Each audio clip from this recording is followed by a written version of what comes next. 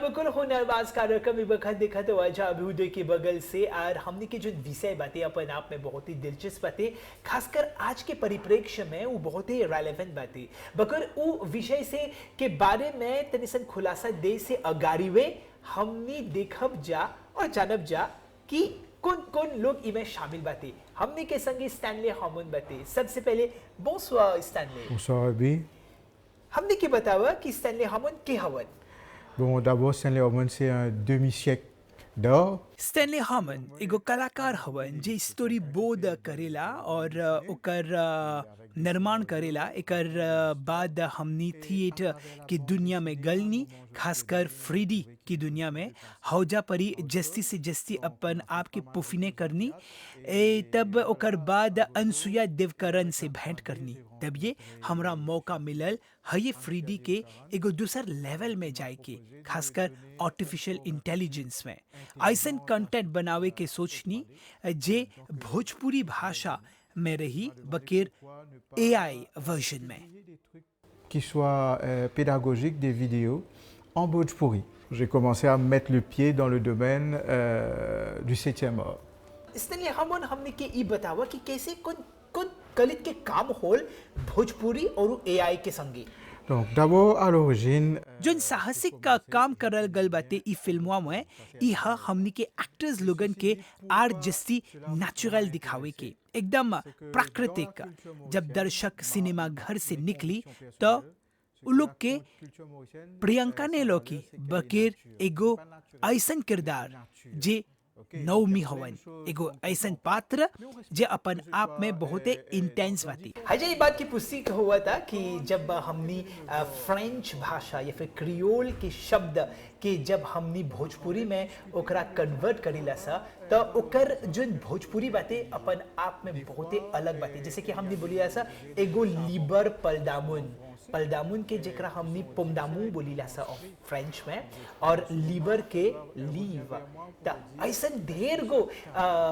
मतलब एनेक्डोट बातें ऐसे ढेर गो वाक्य बातें जहाँ परी फ्रेंच में बा ओकर शब्द बकेर ओकरा भोजपुराइज करल गल बातें जैसे कि बोलीला सा ना कि मोता के दम्बुरे दम्बुरे पीमा प्लौतल बातें त इहा हमनी के भोजपुरी भाषा जे संपूर्ण रूप से मॉरिशसीय बातें बकेर देखा जा एगो बहुत ही सुंदर वीडियो जे स्टैनली हार्मन और अनसुया के बगल से करल गल बातें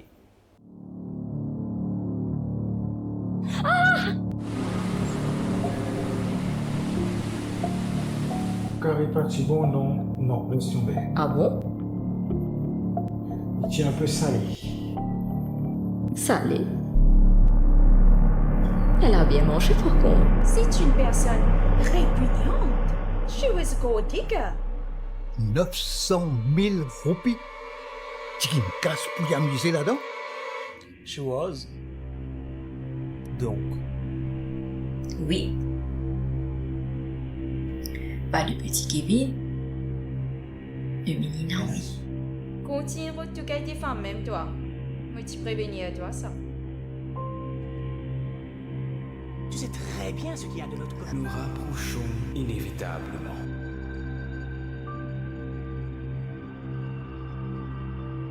Ex te marie. Fin marié qu'elle lutte. Mais après toi. Et lui enceinte. Avez-vous la foi, madame? Naomi, t'es sûr tout correct?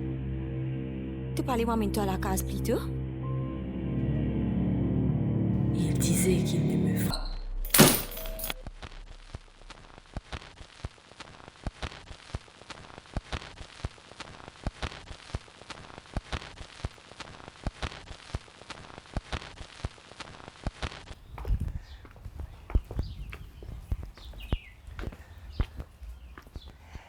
जब कोई वक्त देखा था जहाँ हुनरबाज कार्यक्रम अभ्युदय के बगल से अब हमनी पहुंच गए है स एगो दूसर का अदाकारा के संगे जेकर नाम हवन मिस प्रियंका सुदू सबसे पहले नमस्ते प्रियंका नमस्ते अभी सो हु इज प्रियंका सुदू एक बारे में बतावा था प्रियंका सब कुछ है फिर भी कुछ नहीं है बाप रे कुछ तो है पता नहीं काम से Shayad.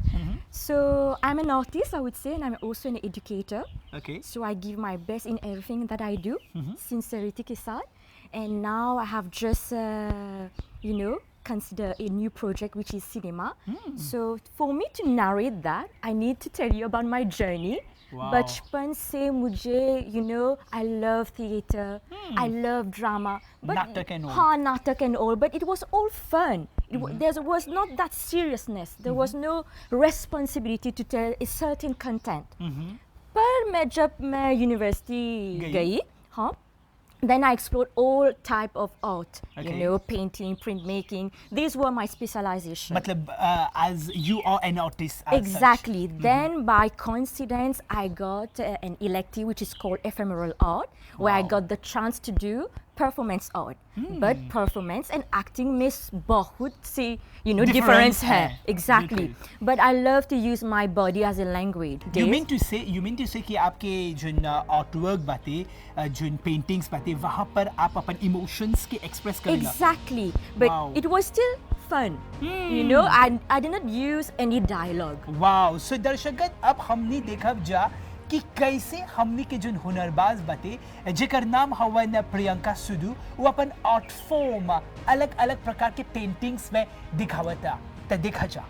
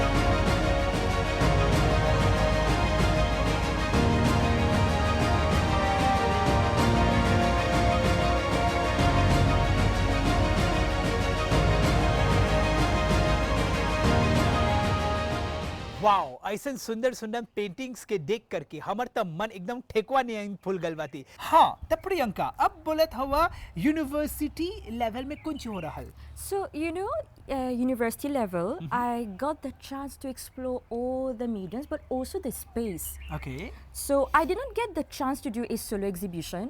क्यों? Finance की कमी. So we do have many challenges as an artist. Exactly. And during that journey, I met so many tutors who helped me, who saw the potential in me, if I may say so. Yeah, of course, some of the names. I can say Krishna Lachuman, Hans Ramdud, and Madame Le Kinaren. Okay. I'm very grateful to them. In 2017, I met Stanley Orman. Okay. Jo meri guru hai, now he's like a father figure because with him, I took the courage to explore theatre. Okay. So when I completed my MA, he met me and he said, would you like to do theatre? I am so grateful that I met that person, that a man in our generation who's ready to question, to invest his time. Just need the public to meet us halfway, okay, so that we can produce something. You know, nowadays, हमारे लोग, they like to, you know, flatter the big stars, Yeah. support the big stars. But आपको local Local artists को को भी भी हम अपने लोग हैं. Yeah. You have to support your own people. Yeah, definitely. So we are trying to do something. So we are expecting a lot from the public and meeting Ansuya Devkaran. What a lady!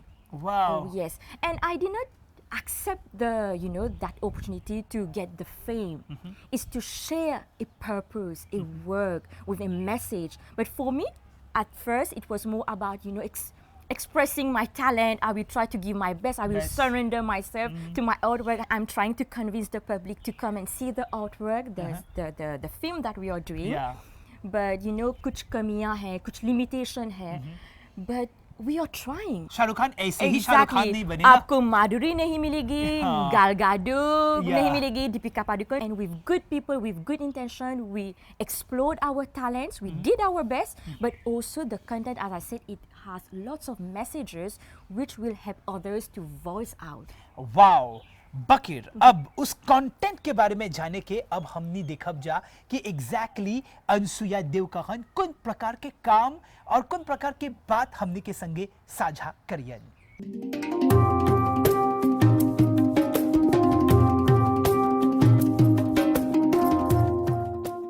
ई वक्त प्रियंका सुदू बोले हवन ओकर संगतिया अनसुया देवकाहन से भेंट करे की. त आगल बातें हमनी के हुनरबाज जेकर नाम हवन अनसुया. सबसे पहले नमस्ते अनसुया. नमस्ते अभी. अनसुया देवकाहन हमनी के बतावा के हवन. अनसुया एगो साधारण लड़की है जो एक छोटे गांव में जो लालोरा से जाना जाता है.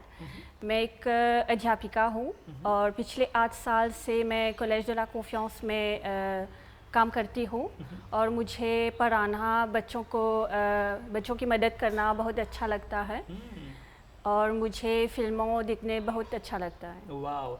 अब अनसुया हमनी के ई बतावा कि काहे प्रियंका सुदू हमरा बोलक तोहर संगे बात करे की. एग्जैक्टली ओकर ऑब्जेक्टिव कौन ची है? प्रियंका और मैं स्टैनले के द्वारा मिले थे. हम बातें करते थे कि समाज में क्या हो रहा है, हमारे नए जनरेशन कहाँ जा रहे हैं. एक प्रोजेक्ट में काम करने लगे एक साथ. एग्जैक्टली कौन से प्रोजेक्ट? हमने सोचा क्यों ना हम सब एक साथ फिल्म मेकिंग को ट्राई करें, क्योंकि प्रियंका और स्टैनले खुद ही कलाकार हवन सर. तो हमने एक साथ फिल्म मेकिंग की प्रोजेक्ट में काम करने लगे. तो अब हमने के बतावा कि जिन प्रोजेक्ट के बारे में काम करे की सोचले हवा जा तो ओकर विषय कौन ची रहल? जब हम बात कर रहे थे तो आजकल ये जनरेशन ड्रग्स में बहुत चर्चा में है और बात करते करते हमें ये समझ में आई कि डोमेस्टिक वायलेंस भी है, घरेलू हिंसा हमारे समाज में बहुत है. लेकिन बहुत लोग जो इससे पीड़ित हैं उन पर बात नहीं करते. तो हमने सोचा क्यों ना हम एक ऐसी प्रोजेक्ट बनाएं जो हम उनकी मदद कर सके, उन्हें एक रास्ता दिखा सके. फिर हम उस प्रोजेक्ट पर काम करने लगे. हमारी सोच को स्क्रीन में लाना, फिर हम शूटिंग करने लगे, फिर एडिटिंग, ये सब करने लगे. सब टीम मेंबर ने बहुत दिल से काम किया और आज ये फिल्म एम सिने में है. हमनी के विषय तनी मनी अब बुझाता, एगो आकार लेवता और वह फिल्म मेकिंग. वह एगो ऐसन फिल्म जो मॉरिशस में रिलीज हुआ था, एगो ऐसन फिल्म जो हमनी के समाज खासकर घरेलू हिंसा पर आधारित बाती. अनसुया अब हमने की ये बतावा कि कैसे आप स्टैनले हार्मोन के संगे भेंट कर लिया हुआ, एक बारे में बतावा था. मैं और स्टैनले एक साथ काम करते हैं. हमने बहुत कंपटीशन में पार्टिसिपेट किया है, जैसे कि फिल्म कंपटीशन थिएटर में, तो वो मेरे पास आया और बोल रहा था कि वो एआई और भोजपुरी के साथ एक प्रोजेक्ट बनाना चाहता है। हम उसे ट्रांसलेट करते थे ताकि हम नए जनरेशन को कुछ बताना चाहते थे। आज हमने के भोजपुरी भाषा आर्टिफिशियल इंटेलिजेंस की दुनिया में भी अपन पदार्पण कर ले बाती देखा जा। काहे लड़ाई होवेला, काहे के हमेशा से आदमी को आड़ चाहिला, आड़ जमीन धान आड़ ताकत, ओकरा सोना पित्रोल और पानी चाहिला, पड़ोसी के लागे जुबा उ चाहिला, वो अपन सीमा बढ़ावे चाहिला, अपन विचार अपन धर्म थोपेला, जो अलग और रोकदार होवन सा ओकरा पूछेलन सा। ये सब आज भी बा, लेकिन आज के युग में पोताब और सेल्फी के युग में आर कारण बा। जैसे कि देशभक्ति, जब कुछ लोग अपन देश को सबसे महान मानेलन सा और ओकरा ताकत से साबित करे चाहेलन सा। जैसे कि हथियार के दौर में जहाँ सब राज एक से बढ़कर एक हथियार बनावेलन सा, काहे के ओकरा डर लगेला कहूँ वो अपन पड़ोसी से कमजोर न हो जाए, और उस सब के पीछे कुछ उद्योग लड़ाई से धन कमावेलन सा और इस चक्र में उलझ जालन सा। लेकिन अंदर से वो हमेशा एक ही चीज से जन्म लेवेला, डर और पाने की इच्छा और पैसा, और उस पागल सोच से कि सब समस्या हिंसा से हल करल जाला, जबकि सच्चाई ये है दूसरा समस्या बनावेला।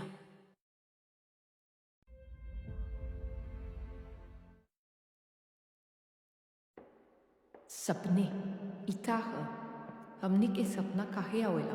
फ्रेड आर्टजंग जैसे मनोवैज्ञानिकों के अनुसार सपने केवल रात के दिमाग में आने वाला कुछ अजीबोगरीब तस्वीर ना है। वो लोग कहत बाकी कई प्रकार के सपने होला। पहले साधारण सपना होला जिसमें सब चीज मिलल रहेला, याद, सोच, भावना। कई बार इस समझ में नहीं आवेला, खाली तोर दिमाग चीज को अलग अलग करेला, जैसे अपन कमरा साफ करेले। फिर आवत बा भावनात्मक सपना, जब तोर दिन अच्छे से नहीं बीतल, वो एगो चीज तोरा छू देल बा, तोर दिमाग ओकरा फिर से दिखावेला ताकि तोरा समझ में आवे या तोरा शांत करे के। फिर आवत बा डरावना सपना, जे डरावेला, बार बार आवेला। ओकरा ई मतलब बा कि एगो चिंता बा, एगो डर बा जिसका हल अभी नहीं मिलल बा।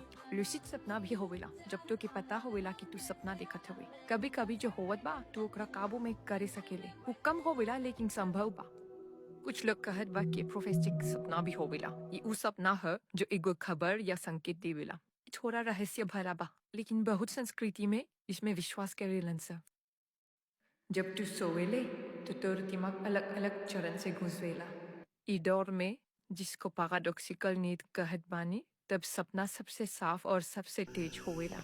मनोवैज्ञानिकों के हिसाब से हमने सपना देखेला सा काहे के हमनी के दिमाग में कुछ बात ऐसन बात जो बोले नहीं सकीला जब हम जगह रहीला सा। सपना इस सब बतुअन को अजीबो गरीब कहानी या तस्वीर में बाहर ले आवेला। यही से भले तो का अपना सपना समझ में नहीं आवेला, लेकिन वो बतावेला कि तो हर दिमाग चलता, खोजता, ठीक करेला और बढ़ेला। ये सब झूठ नहीं है, ये सब सपना है। हमार नाम इंदरिया है, हम इंडो ग्रीक के एगो कवि और डॉक्टर है। हम जब एगो शंख हमार कान में डालीला, हमरा लहर की गीत सुनाई देवेला, हमरा दूर बहुत दूर ले जावेला। काल हमरा तोर दुनिया सुनाई देला, खुआ हमार दुनिया हमार समय से बहुत दूर। जानिला हमरा कौन बात पर हंसी आवेला? तू लोग तो 21वीं सदी में रहेला, जहाँ सब कोई जागरूक और स्वतंत्र हुआ सा, पर हिया तो सुंदरता को अपन धर्म बना दिल हुआ सा। हमार इंडो ग्रीक समय में सुंदरता तक गुण, ज्ञान और साहस से मिला जाता है। तो है यहाँ तो सुंदरता लाइक्स, फिल्टर और चित्र से तुलल जाता। तू जवान लोग तो डिजिटल आईना में फंस गल हुआ सा, जहाँ तोर अस्तित्व खाली आर लोगों के खुश और तोर कमी छुपाई में चल जाला। वो लोग जुड़ल रहेलन सा, लेकिन अकेला महसूस करेलन सा, काहे अपन असली आवाज खो दे हवन सा। हम हमरा से पूछिला आजादी के का भइल बा, ओकरा चित्र के भाव में बेचल जाए। ता अब हमने के ई बतावा कि आप के कौन रोल रहल एगो फिल्म मेकिंग में? मैं फिल्म की प्रोड्यूसर हूँ। हम शूटिंग करते हैं तो बहुत एस्पेक्ट्स पर ध्यान देना पड़ता है, जैसे कि टाइम, लोकेशन, लाइट्स, इक्विपमेंट्स, सब टीम आए हैं कि नहीं आए हैं, ड्रेस, कॉस्ट्यूम, यस, तो सब कुछ देखना पड़ता है।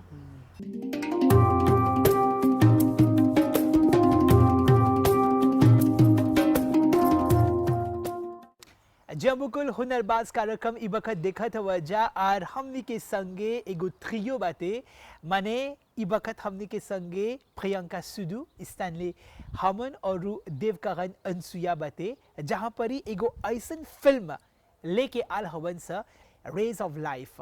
कौन कौन प्रकार के défi के सामना आप लोग कर ली हवजा? Le travail acharné qu'on a जोन साहसिक का काम करल गल बाते ई फिल्मवा में, ई हमनी के एक्टर्स लोगन के आर जस्ती नेचुरल दिखावे के, एकदम प्राकृतिक। जब दर्शक सिनेमा घर से निकली तो उ लोग के प्रियंका ने लोकी बकेर एगो ऐसन किरदार जे नौमी हवन, एगो ऐसन पात्र जे अपन आप में बहुत इंटेंस बाती, त ई रहल चुनौती। और प्रियंका सुदू से हमने के बतावा कौन कौन प्रकार के चैलेंजेस आप फेस कर ले हवा? You know, there's lots of challenges. It's very easy to take pictures like a selfie, add the music, and do, you know, moni jaisa un petit peu aller devant miroir, and it travels very easily. But when you need to act, as I said earlier, you need to be serious, and I had to portray the character of Naomi. I still remember when I was on my first set, I was trying to run away by doing a particular acting, and I had to do a briefing scene, and it was so intimidating. So I had to work on that. Then, of course, the character evolved. Even me, myself as a person, I evolved, and I'm very thankful to you, sir. We are going to explore a character who has so much to show. Exactly. Yeah. Let's give that suspense. Yeah, I'm going to definitely. steer your interest. हाँ। अब अंसुया हमने के ई बतावा कौन कौन प्रकार की चुनौती रहल? सबसे बड़ी चुनौती ये थी कि जो महिला ओके इस समस्या से गुजर रहे हैं, उन्हें ठेस ना पहुँचे।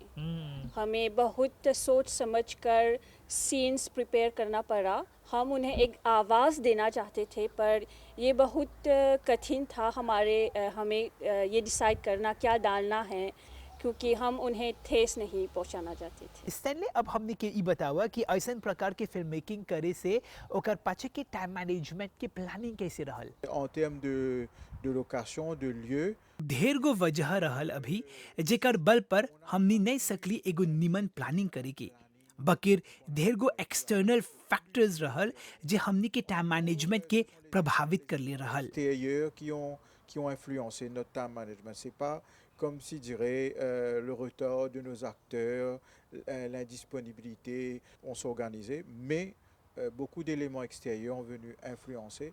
प्रियंका सुदू, आप मुख्य अदाकारा हवा, नौमी एग्जैक्टली कौन प्रकार के किरदार हवन?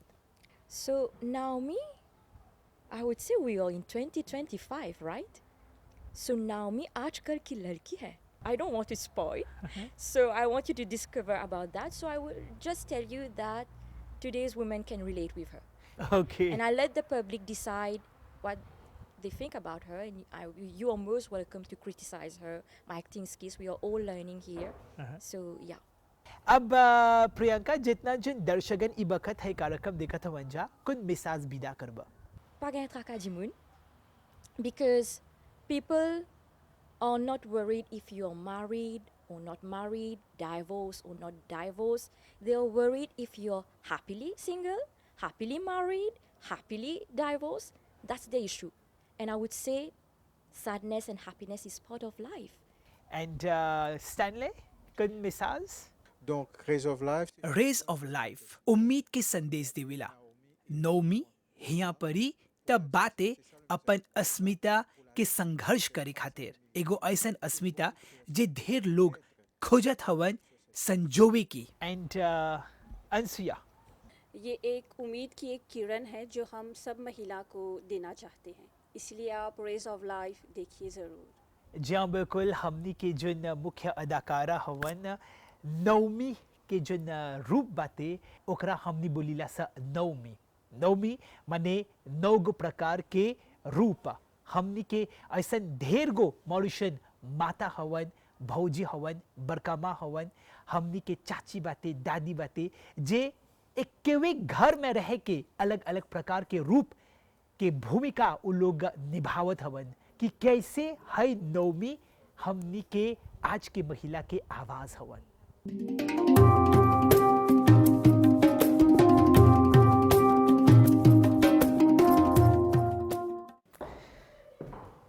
तो दर्शकगण आज रेज ऑफ लाइफ से जुड़ल बहुत कुछ सीखे के और जाने के मौका मिलल बाते। खासकर हमनी के जो मुख्य अदाकारा प्रियंका सुदू और एकर संगे संगे जो भोजपुरी में एआई के बारे में बतैली सा जनली सा। तो दर्शकगण एकरवे संगे हमनी के हुनरबाज कार्यक्रम यहाँ पर ही समाप्त हुआ था। बगैर आवत बिफे के एगो दूसर हुनरबाज के संगे हमनी भेटाब सा तबले स्टैनले प्रियंका और अंसुया और अभी के बगल से सब कोई की नमस्ते और प्रणाम।